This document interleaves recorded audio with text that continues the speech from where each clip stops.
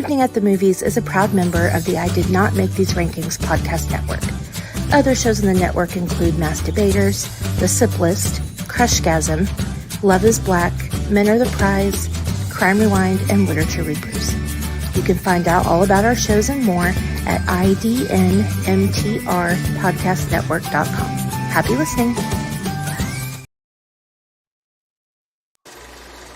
You are now entering the world of a movie review. A world full of drama, joy, ridicule, movie spoilers, unpopular opinions, and adult humor for as far as the eye can see. Welcome to An Evening at the Movies.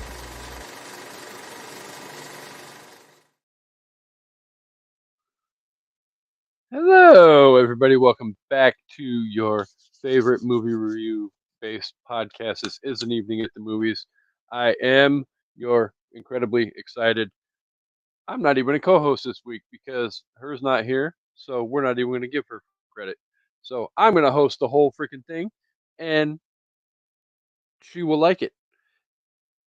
Not going to lie, though. We missed the co-host. We hope she'll be back next week, and I know she will be back next week, but we miss her. So hurry back, Amanda. But yes, this is An Evening at the Movies. I am Casey. Um, you guys all know the drill by now. Stale popcorn, watered down sodas, favorite movies, why we love them, and all that good stuff.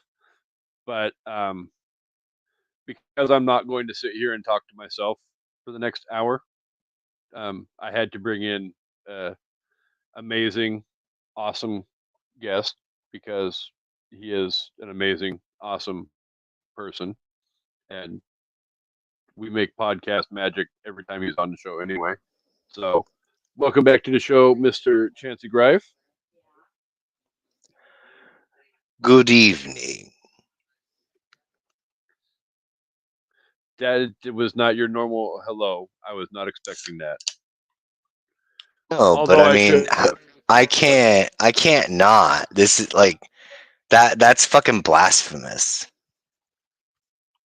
Well, true, because there has to be at least some reference to that type of a line at some point in the show, and we may as well just rip the band-aid off and get to it as we speak.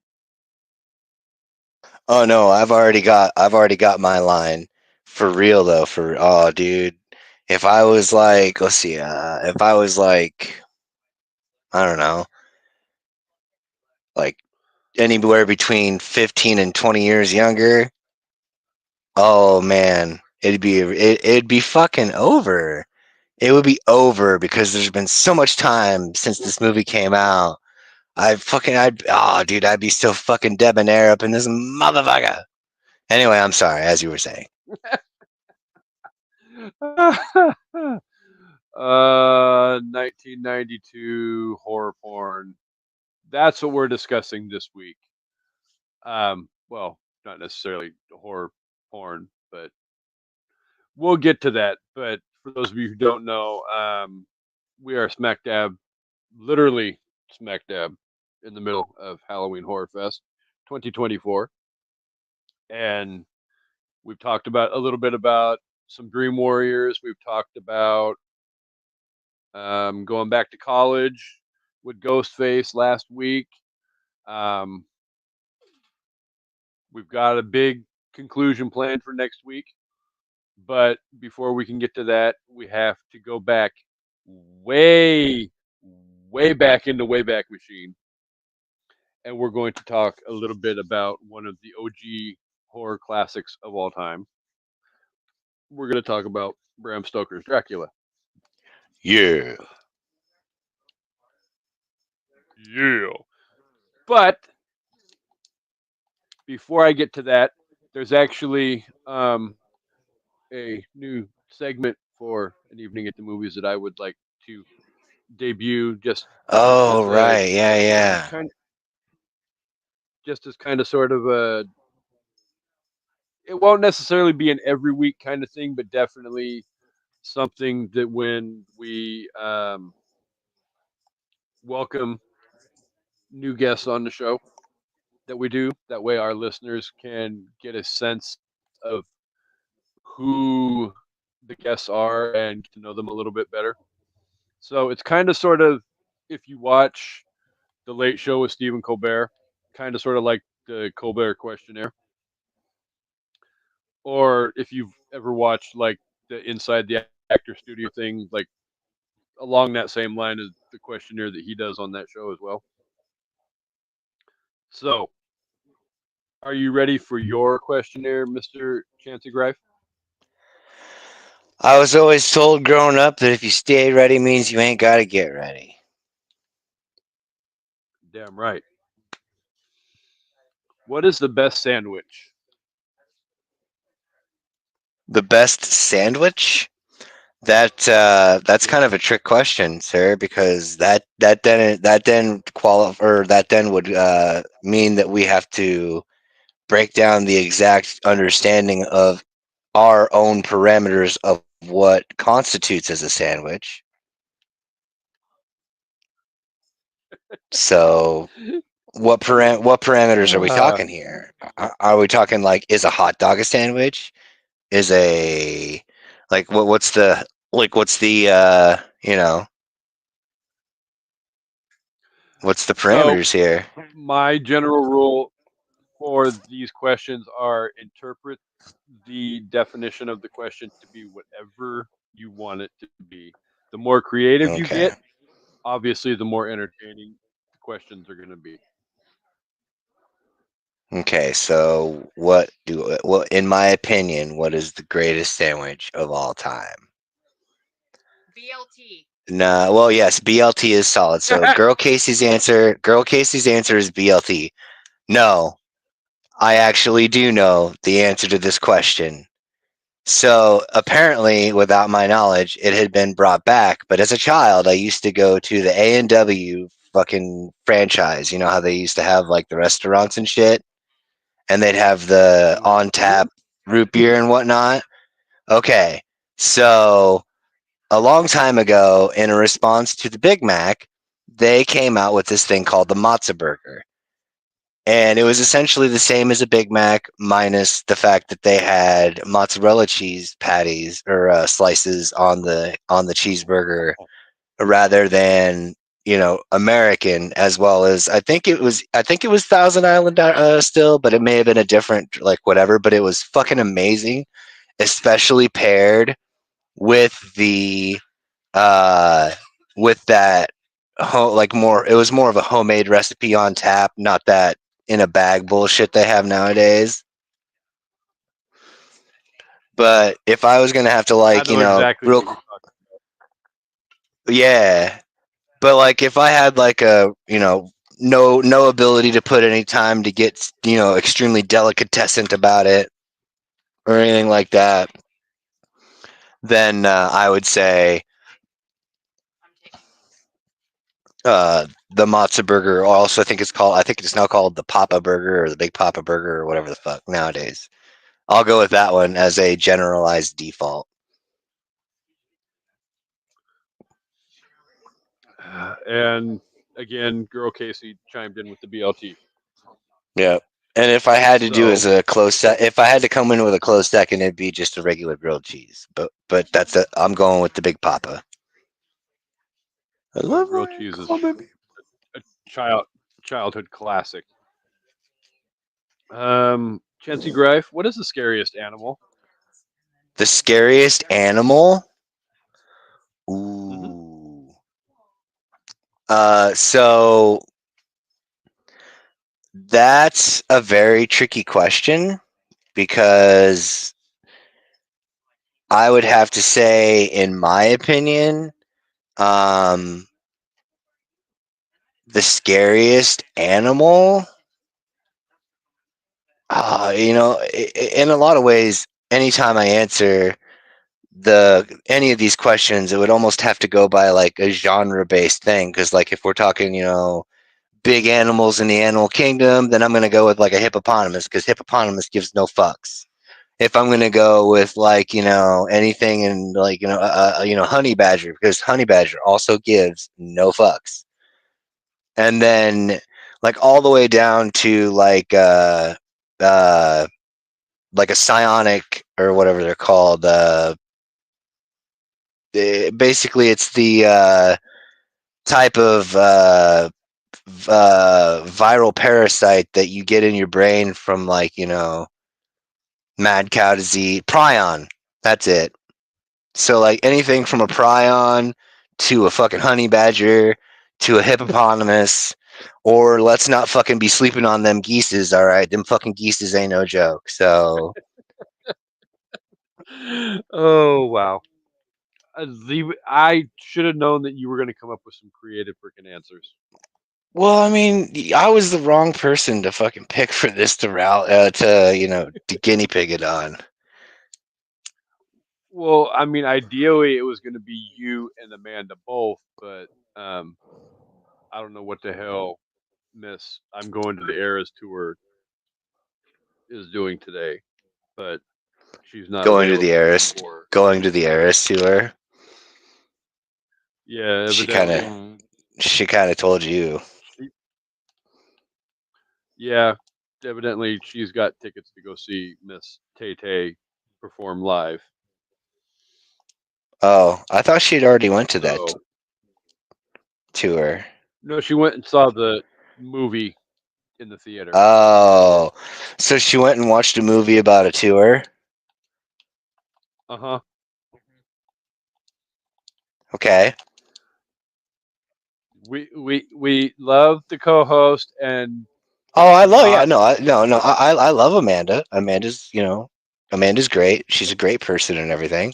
For me, it's just kind of one of those things where it's like I had a hard time wrapping my head around for just a moment that I would actually pay like movie theater prices of my hard-earned money to, go to a theater to watch a DVD version of a live album that would normally be cut by a artist for like,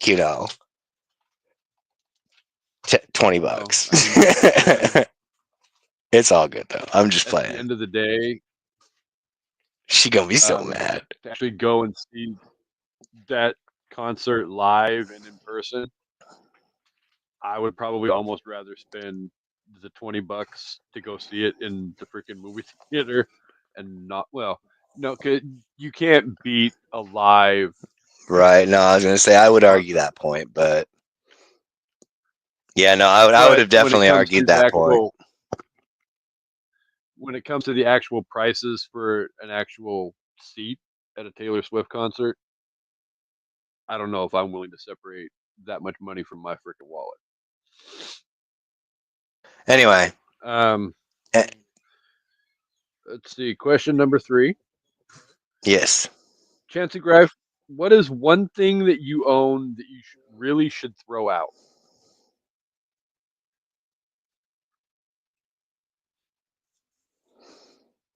Hmm.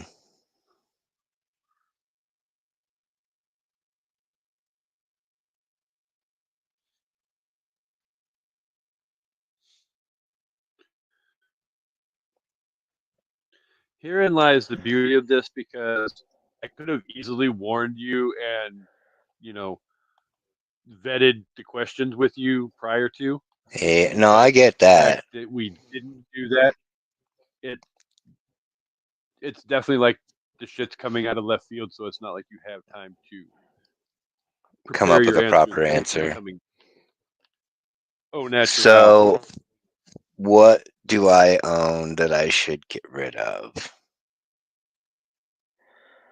Um, I'm gonna go with nothing, mostly just because of the fact that I, up until maybe like the past like 4 or 5 years, had really lived an ultra minimalist lifestyle. So everything that I had ever kept either had like a sentimental value to it or functionality or a combination of the two or something like that. But Now that I've kind of extrapolated on some possessions and whatnot, honestly, what do I own that I should be getting rid of is probably a massive chunk of my record collection that I don't need. Like as far as like not general albums that I would listen to, but it came in a bundle for super cheap, so I just bought them. Oh, That's really about that makes that's really sense. about it. Okay, Question so 4. I got two more questions for you, really quick, and I Let's do feel it. like these two are probably going to be the easiest ones for you. What Okay. is your favorite curse word? Okay, so hold on. We also need to quantify the parameters of curse word. Now, are we uh are we talking in general like, shit, or are we talking like fucking like our favorite derogatory terms, like what? Like what are we going on here? What's your You can favorite be slur? as creative as you want with your answer. Uh you know what? I'm gonna go with goy.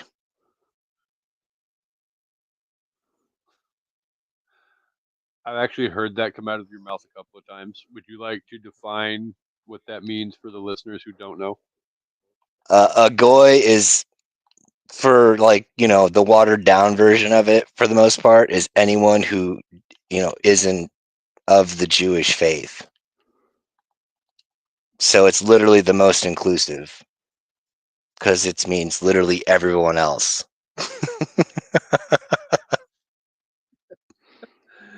Uh, and But if I ha- last if but I not well, good, I was gonna say, hold good. hold on. If that doesn't qualify and I have to choose like an actual like swear word, obviously my it's gonna be fuck, because it's literally my filler word. Some people say I say fucking. Well, and anybody who's listened to a Chancy Grife meltdown on an evening at the movies is fully aware that he just up and disappears out of nowhere right before the last question. But I have faith that he will be coming back. And hi, people, how are you doing? It's nice to be here and all alone and all decked out on. There's Chancy Grife. Welcome back, sir. Yeah, I don't know what happened. It booted me. Like it just went boop. Like all I heard was something about a rant, and then it just went boop. Well, that okay. So back up to what I was saying, though. But Yes, for anybody yes. who's been here, they know and witnessed a Chancy Grife rant. They know that he is very fluent in the fucks. He I has mean zero of them to give. that is true. I would have to say though, if I was to choose fuck, the reason for it is because it's one of the few swear words that can be used in basically every usable form of like grammatical context in the English language. Like it can be an adjective, it can be an adverb. It literally can be peppered into a sentence in any way, shape, or form that you feel like you can use Fuck yeah, it can. it. See? Um, And you said question number 5. all right. So this one specifically is related to this show as well as the horror squad itself. Okay. You cannot pick Halloween, Nightmare on Elm Okay. Street, or Okay. Texas Chainsaw Massacre. All right. Chancy Grife, what is your Yeah. favorite horror movie? You fucked up though, bro. Well, I have a You feeling fucked I up know real. what your answer is going to be. Yeah, well, I mean, you fucked up real bad because you left one franchise off the list that could easily be like my, you know, go to, my insta go to. but I'll give you Okay, that I one, left. and then I'll give you that one, and then I'll give you the alternate. So the one you fucked up on was Hellraiser,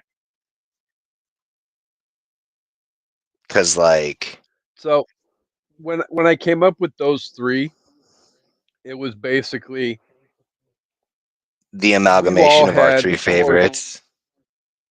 Well, yeah, the whole horror squad in its entirety has had the discussion, and Yep, we all know what Amanda's number one favorite is. We all know what mine and Luana's favorite yours. is. We all know what Hmm. Luana's too, Yeah. Oh, and we wait. all know what I was yours is. agreeing. So you know, I wanted to take However, those three out of the equation, and you know, I will allow also other great horror movies to have some I will recognition as well. I will also remove Hellraiser from the list because that's just too much of a gimme. That's like a mulligan. Uh, I mean, it really as is. far as off the beaten path, like if I like, and also again, you're killing me, Smalls. Because like I could break this down by genre if I wanted to. Like if I'm looking for just like a little ha ha laugh on a slasher bit, Hatchet. The Hatchet series, that's hilarious. It's ridiculous, it's stupid, it's got all the horror tropes, it's the perfect slasher. It's got Kane Hodder, basically being Jason but not Jason, and it's hilarious, but not gonna make that one my choice. My choice is gonna be D. Snyder's Strangeland. Spoiler alert, possibly or possibly not, but more than likely possibly.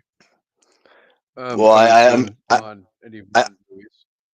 I actually didn't do that on purpose either because, like, really, in all honesty, taking all the other like not non-franchised base. If I'm gonna pick like an obscure horror film, and I don't mean obscure like you know anybody can go out and find it. It's more so just it was never one that ever nobody ever really talks about it that much. Uh, Well, spoiler alert, we'll be talking about it next week on An Evening at the Movies. fuck yeah, that's fucking awesome. That is fucking So, awesome. But yeah, no, I really didn't do that on purpose. But yeah, no, the reason that I choose that one is mostly because of the fact of like it just being something that came from completely mhm. it was inspired by a completely separate medium of fucking entertainment. For fuck's sake, I just woke up and I'm having a stroke. But like That's when we're digging it the most, Chancy Grife. but yeah, no, it's like I said, you know, it was inspired by lyrics and circumstances, like lyrics from songs. I'm not gonna do too many spoilers since since like you said we're gonna be talking about it. I'll reserve all of that for when I go on my total Next week. fanboy rant. Yeah, you might want to set aside a swath of time for me to fanboy the fuck out of that. So, spoiler alert, Chancy Grife will be doing the 90-second beat the clock challenge next week, trying to outline the plot in less than 90 seconds. Oh, I could. I mean, I could probably do that, but it would not do it any. It wouldn't be very good. It would do shit justice.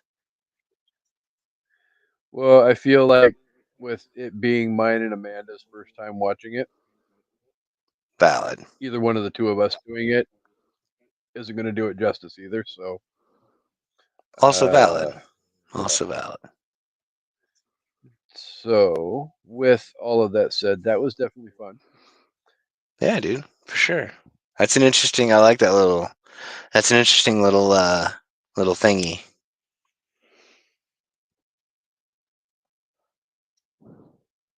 I like it. It's a fun little game. You're muted. I can't hear you.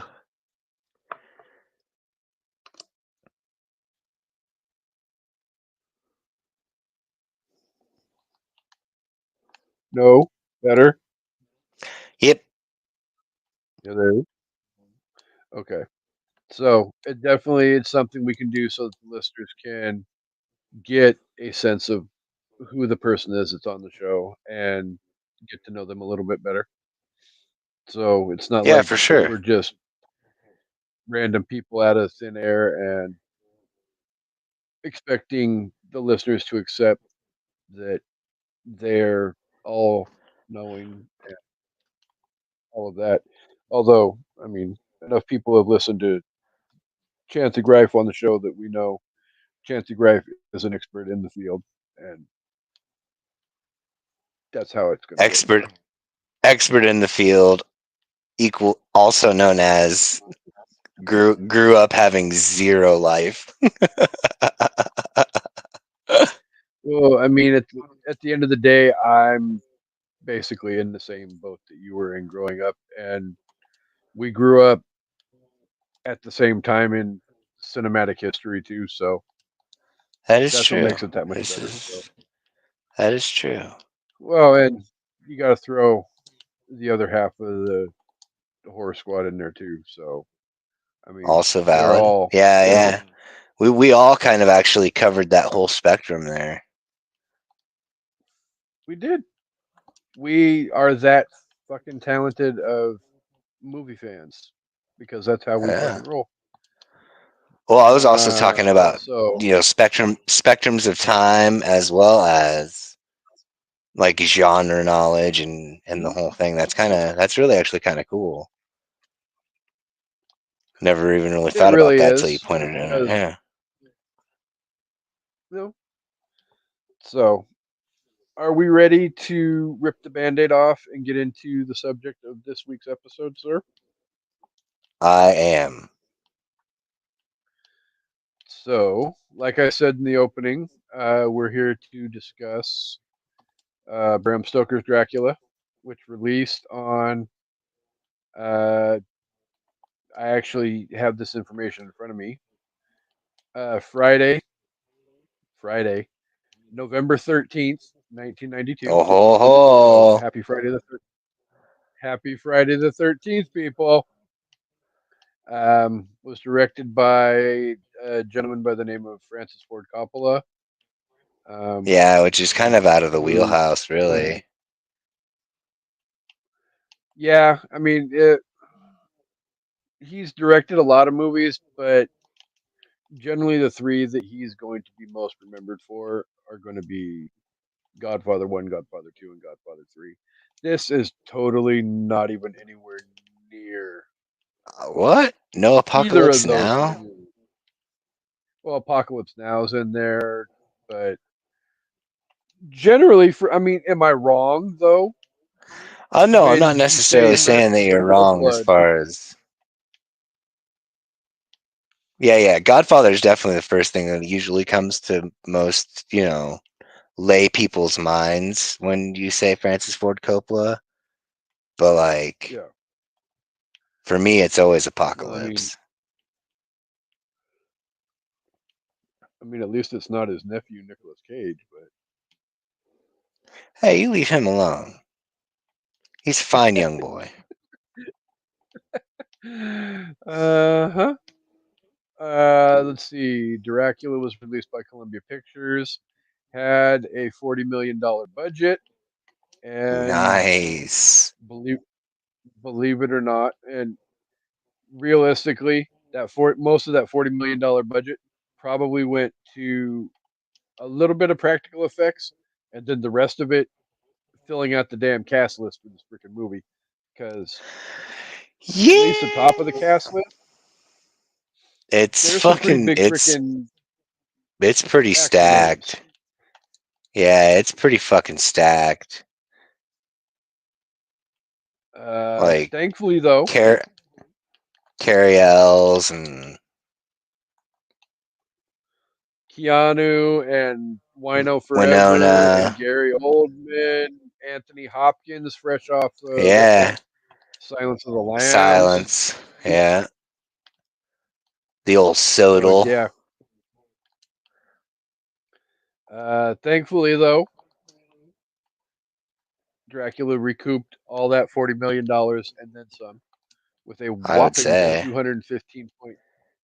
215.9 million dollar box office. If you have not seen Dracula and want to watch it, it is currently streaming on the Paramount Plus, and it is game time. Are you ready to show your expertise, Mr. Chancy Grife? Uh, okay, well then, I guess do I get the spread since Amanda's not here, or are we still going with the like I We gotta we do honestly either had this or? we had this discussion last week because she went the same way, and she actually nailed um, one of the Rotten Tomato scores Right? just in the wrong sense. Just in the wrong sense. But I'll let you have the spread this week since I let her have the spread last week. Okay. Well, honestly, in my opinion, I really think that they're pretty close together, like as far as uh not necessarily like consecutively like 64, 65 type stuff, but like I remember it being really like critically acclaimed when it came out, as it should have been. But like I also remember like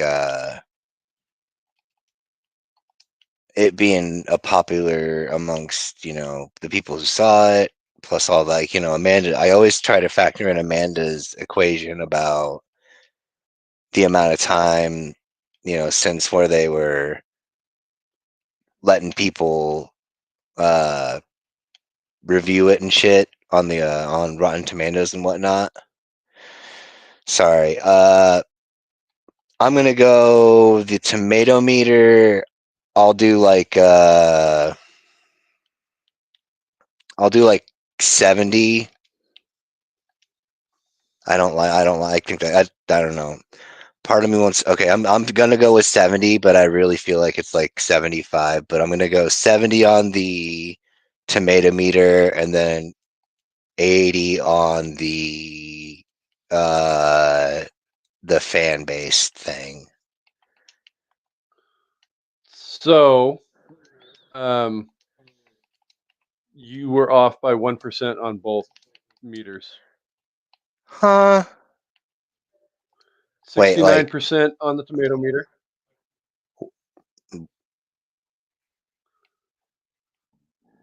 what?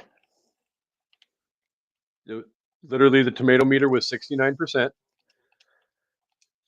and the popcorn meter was 79%.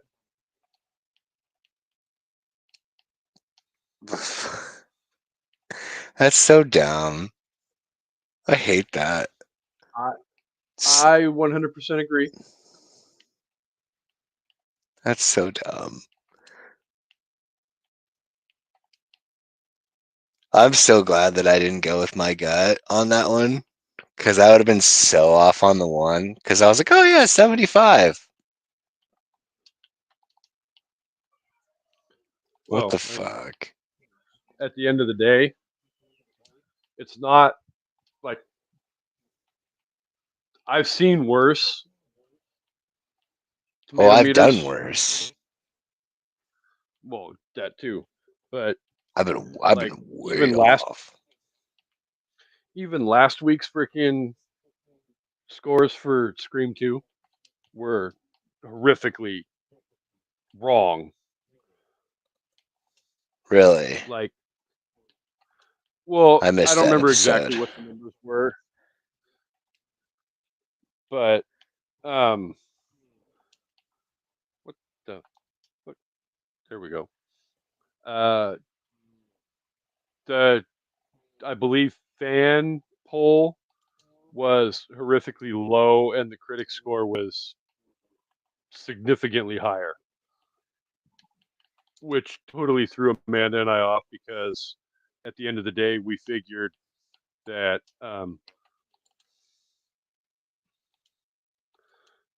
It would be the other way around. Yeah, exactly. And so back to the whole Francis Ford Coppola thing because I keep honestly forgetting to check the comment Comments. section.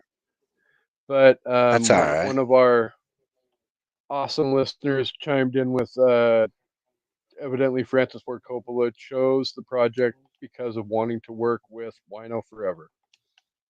Hey, I mean, I don't blame him. Because we do not call her Winona, we do not call her Winona on An Evening at the Movies. It is Wino Forever. It says so on Johnny Depp Why? account. Oh, that's true.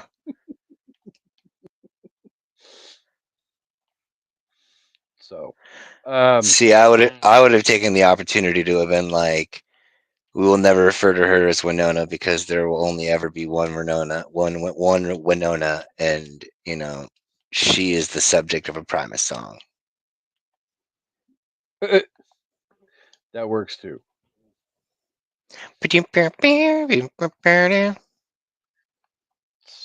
I'm So, sorry. I'm back to no, you're fine. back to Bram Stoker. Let's see. In case there are people who don't know, um, in 1462, Vlad Dracula goes off to war, leaving the love of his life, Elizabeta, behind. When false news of Vlad's death reaches Elizabeta, she flings herself out of a castle window, killing herself. Upon his return, Vlad learns of her suicide and is informed by a priest from the church that she will be damned to hell for committing the suicide. An enraged Vlad renounces the church and desecrates the entire church, drinking blood that pours from a skewered crucifix, vowing that he will rise from the grave and avenge Elizabeta with all the powers of darkness. Ultimately, is where we get the entire plot for the movie itself. So, um, like we said a second ago, the cast: Gary Oldman, Keanu Reeves, Winona, Anthony Hopkins. Uh, yeah, what's his face from Princess Bride? Carrie Ells. Uh, yeah, Tom Waits. The Yeah. cast is the freaking. It's one of those all-star casts that definitely cannot go without um, all of that. So, discussion time, Mr. Yeah. Chancy Greif. Are you ready? What? Oh, I am. Um, what was it about this movie that you absolutely loved? Fucking dude, Gary Oldman. Like, I was so mad that Gary Oldman, or Oldman, I should say, fucking didn't receive an Oscar for ever. Like, for fucking ever. I don't even like. I'm So, pretty sure he got one for legitimately, Churchill though. oh, I'm sure, but I think. legitimately, there actually was a note underneath my list of people from the cast in my notes that said, we will not finish this discussion without referencing the fact at how hard Gary Oldman went especially in that opening scene when he Oh loses his yeah. fucking shit Right. after being told by the church that um, his wife's soul is damned to hell and she'll never make it into heaven, and he's renouncing the freaking church and losing his shit. He's literally having an epic Chancy Grife sized meltdown. Which I mean, fucking, I really probably would too, considering that scenario. Like, I just got told Yeah, that the love of my life, who I just found out offed herself because like she thought that I died and pulled her like a Juliet. Fuck. Well, Romeo and yeah. Juliet, I should say. Like, I'd Well, be pretty salty. yeah, I wouldn't blame him either. I mean, Well, and let's be honest, the freaking Turks that he was doing battle with in the opening scene of that freaking movie are assholes. I mean, let let's fake news his freaking wife and let her think that you know he killed himself or not killed himself, but died in battle. Right. I mean, come on, people. You know, Gary Oldman was the shit in that movie. I'm not gonna lie. It's probably one of my top five favorite horror performances of all time.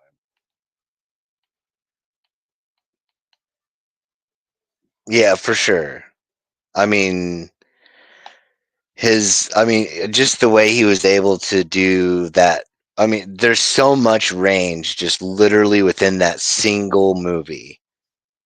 Just from that single character. It's just it not I mean, like I said, Gary Oldman should have won at least a half a dozen Oscars before actually getting the nod for playing Winston fucking Churchill. I mean, fuck.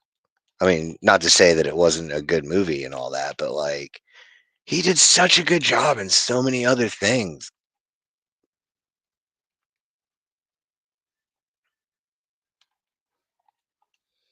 I mean, Oh hell, God, Gary Oldman is the shit.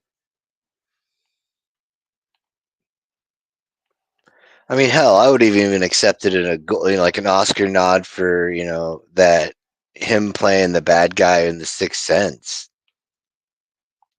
For Christ's sake.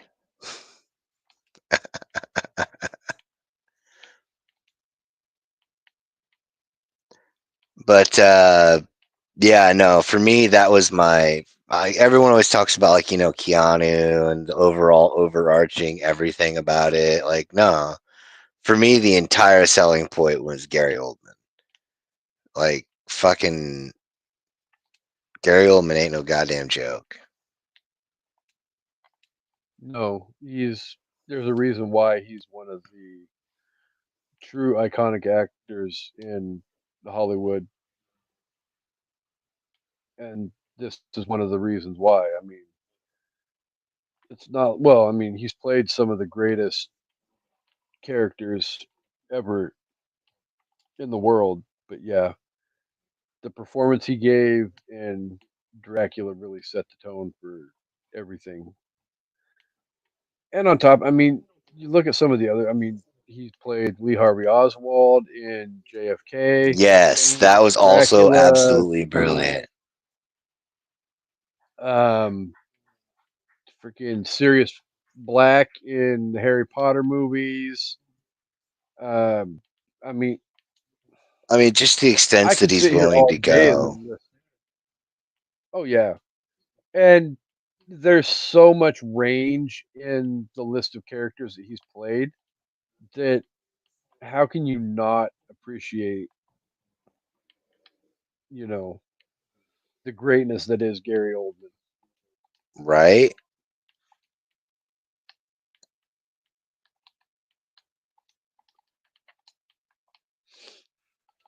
So, Now, what about you though? What was your hard sell point?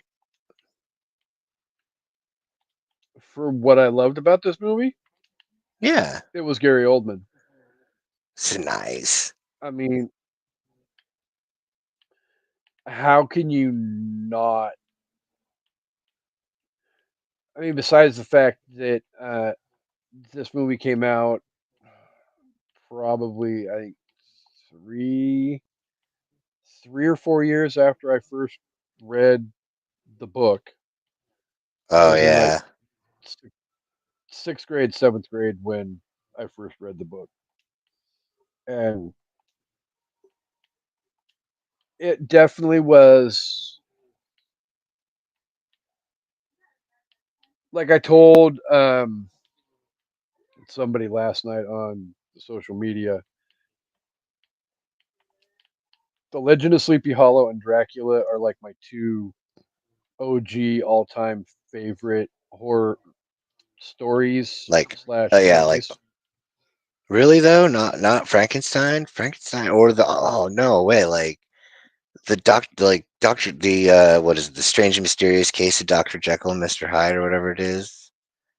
Those are solid. Oh, I fell Not in to love with say those afterwards, but like I remember growing up with the Disney cartoon version of Legend of Sleepy Hollow. oh yeah, for sure. Yeah, that was great. So that Old Ichabod. and that cart and that cartoon messed me up in the head. I mean, that was a very far cry. I remember stuff like, Snow White and Sleeping Beauty and, the Disney quote unquote princesses. And, Yeah. then along comes this little short film that literally is like trying to scare the crap out of little kids. And As they I think should be. to a certain extent it achieves that.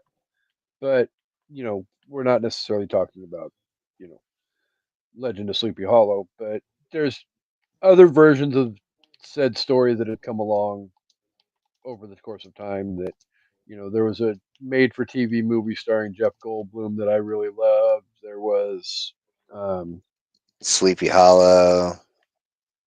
yeah, the Tim Burton version with everybody's favorite actor Johnny Depp, and the Everybody's favorite highly wino. it was Christina Ricci in that movie. I know. That was talking about Johnny So Depp. hey, you be nice to Johnny Depp. What? He likes wine. Johnny There's Depp, nothing wrong with that. evidently a little bit too much because he gets freaking drunk and beats up cupboard doors and is. We're not going down that road. I didn't Always ask you to. hashtag. He,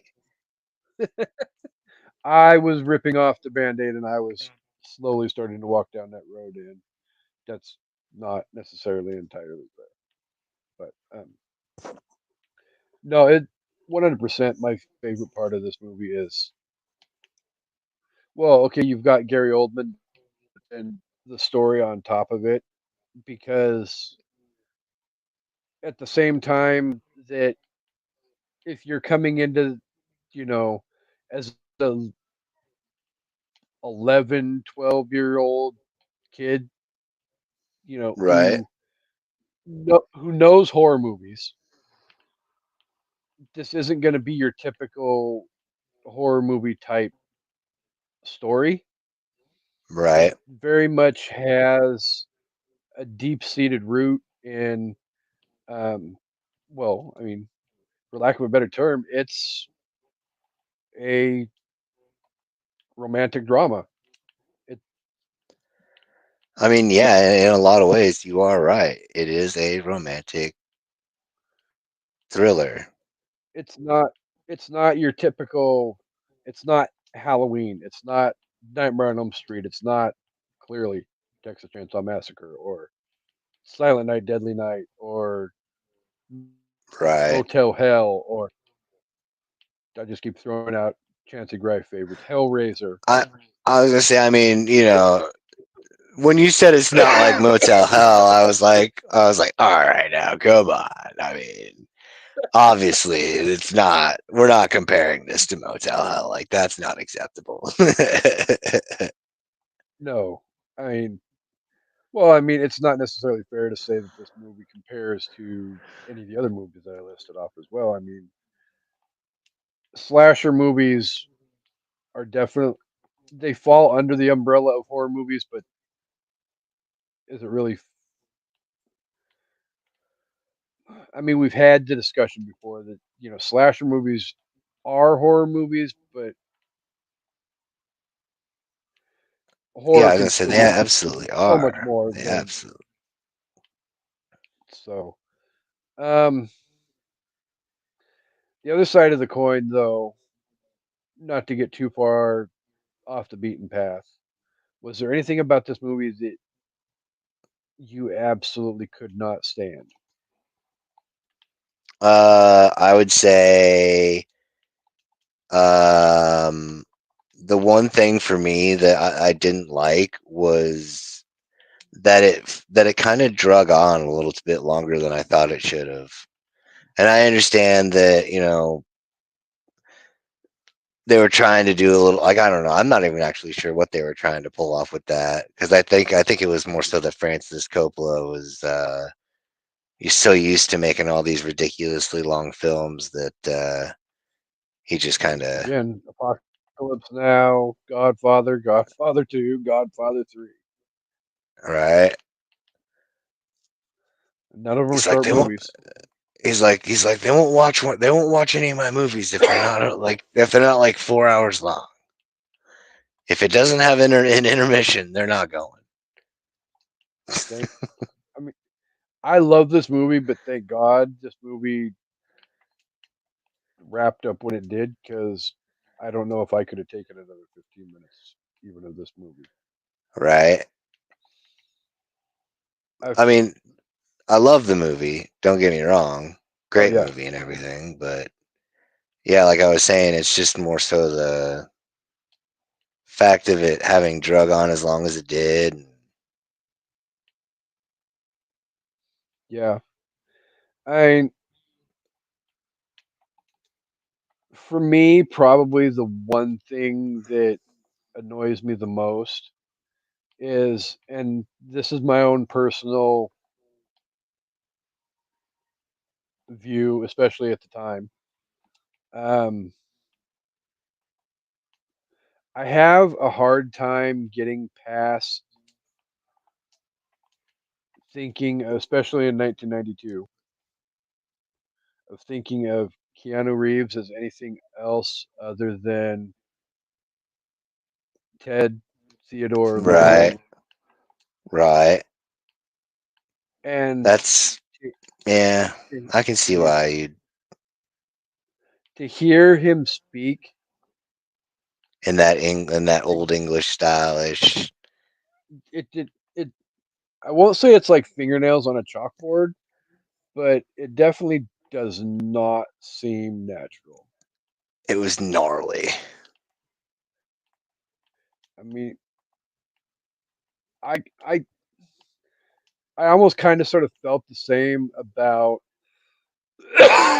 excuse me, Winona, but at the same time, at least she came from, you know, the whole aspect of she'd already been in Beetlejuice. Um, she fits into that whole weird kind of gothic emo world where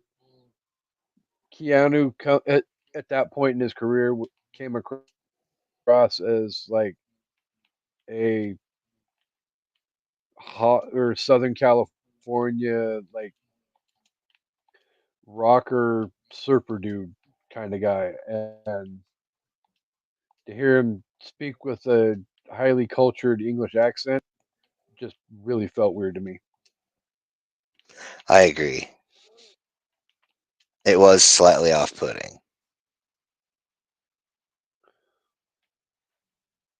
But yeah, honestly, the length of time really was all for me more so because like like it was long and it kind of got a little too slow in the middle parts, and then all of a sudden like speeds up there at the very end. Like all of a sudden, holy shit, there's fucking Van Helsing, and then here we are.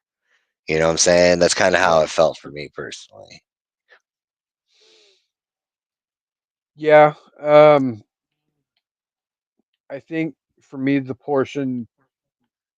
I think once Anthony Hopkins showed up, I think the movie started to definitely pick up the pace a little bit because once you get to that point, you know that, it's just, we're going to start picking up steam. We're gonna Yeah, start heading towards wrapping up the story, but it felt like it took a little bit too long setting the table after that opening scene. Like, yeah, I get what you're saying. like the opening scene, I will swear on a huge ass freaking stack of Bibles that that opening scene was one of my It's all easy. time Yeah. favorite opening Oh, scenes it's in film history. exquisite. It's exquisite cinema. But Has a matter. then, Yeah, certain fact. once you come out of that opening scene and get in, actually into the movie, it feels like for about a half an hour, it really not necessarily grinded to a halt, but it definitely slowed way the hell down. And it's like I get that there's certain parts of storytelling that you have to achieve in the storytelling process, and you have to introduce all the characters and blah blah blah blah blah and all of that, and that's generally what's going on in that little 30-minute window. And the last real introduction, about a half an hour into the movie, is when Anthony Hopkins shows up, and you get introduced to Van Helsing, Right. and then at that point it's bullet coming out of a gun off to the freaking races, and Exactly. Yeah. literally, It's I like mean, that's the final scene where yeah, it's like racing against they time. realized they got to get, yeah, like They're on a they freaking realized, train oh fuck, racing to Transylvania while he's on a boat. Who can get to the castle first and stop the other from achieving their life's mission? right? So, definitely, we're getting close to about that time. So, Well, before we go there, I do have to say, uh, uh, that line that he gives Winona Ryder, with it having been so long since that movie came out, like if I was like fuck, like 15, almost 20 years younger, because that'd put me like what? Yeah, it'd be like 19. That'd put me like 1920, walking up to a girl and be like, I have crossed oceans of time to find you. I mean, nowadays people would be looking at you like you're a fucking creeper, unless you find that that proper mindset, that girl with that proper mindset, that fucking super hot goth mommy nonsense. Fucking, that's what's up. I have crossed oceans of time to find you. That's some fucking deep shit, right? That's fucking deep. Anyway, well, my and apologies. yeah, 100%. And the only question I can follow up that statement with was, "Is that how you won, girl, Casey?" Actually, no, that's not. That was kind of one of those things where it was like an accumulation of things, as well as uh like one day when she was on work, I just like hopped in her car and I was like, oh wait, fun fact, I was in choir for 10 years, and then just started singing. And she didn't know that I could sing, so it's like, so it totally threw her off, like, whoa. But yeah, it was a culmination of things, and then also that. The biographical information you learn about Chancy Grife this week on An Evening at the Movies. Yeah. All the questions to how he landed girl Casey. Come for the movie discussion. Stay for the biographical, getting to know Chancy Grife. Faux show. So, I mean, that at the same time, though, like you were saying about the whole him being such a suave, quote unquote, smooth ladies' man. I Hardly. think the other part of well, I mean, but I think my other favorite part of this is the torment that he was even going through at one point, where he's like willing to turn Winona Ryder's character But then he's all like, Yeah. "No, I can't let you Be like suffer the me. same. Yeah, I can't have you do this and end up being tortured the same way that I've been tortured for the last. I think at that point it was like 250 years or 400 years or whatever the hell it was. I don't remember the exact dates, but it definitely adds another deep rooted, psychological element to the story that Yeah. definitely ends up making the story that much better. If you were to rate the movie out of five, Bud, what would you give it? I would say I'd say a good solid 4 fucking Oceans of Time out of 5. Go figure. Um, yeah, I think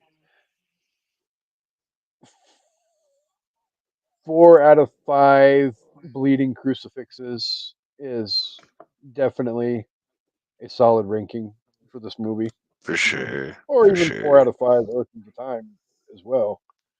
I mean, Dude, I'm so stoked that you about Strangeland being for the next week's show cuz like I you remember how fucking intense and like super weird fanboy I got on fucking TCM Next Generation with that Matthew McConaughey and fucking Renee Zellweger shit.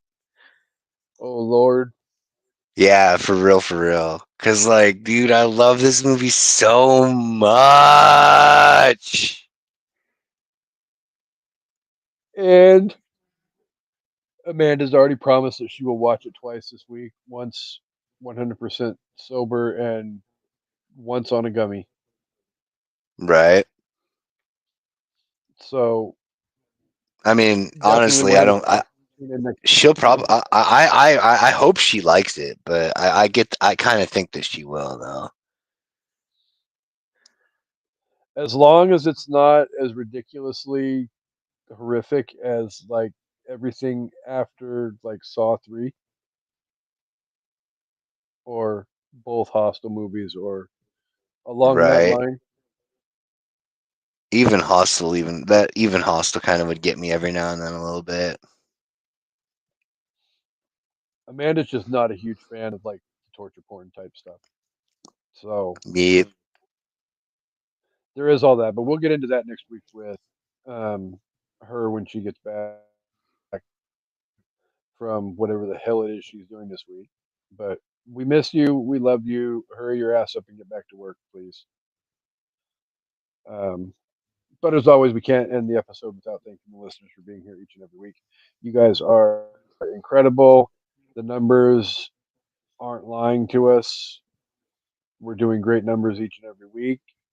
You guys are liking what we're doing, so we'll keep churning out great content for you guys as long as you guys keep listening. So thank you for being here. Chance of Grife, where can everybody find you on the dark web? Well, the Red Eye Roundtable on Instagram and TikTok. Red Eye Table on X. You know, that's my first name on Facebook. Good luck if you can find me. I promise you, my profile picture is not an eye, but that'd be cool if it was. It'd make it a lot easier to find me. What in the hell? Keep talking. I'm curious what the hell your damn profile picture is. When you see it, you're gonna laugh your ass off because it's one of those things where when you first look at it, it's kind of like, oh, and then you look at it a little bit deeper, and then you're like, oh, I mean, I've seen it enough that I should. Oh, never mind. I remember what it is now. yes. It's that I love that combination of high art and you know lowbrow amusement. Yes. It's no. I'm not gonna help people do their homework for them. If they want to find you on Yeah, Facebook, then they're gonna have to do their own damn work. But yeah, indubitably. it you're profile picture on Facebook is definitely something that is very fitting of you. I know, right? So, mm, let's see. What do we've got? Um, some more stuff coming up.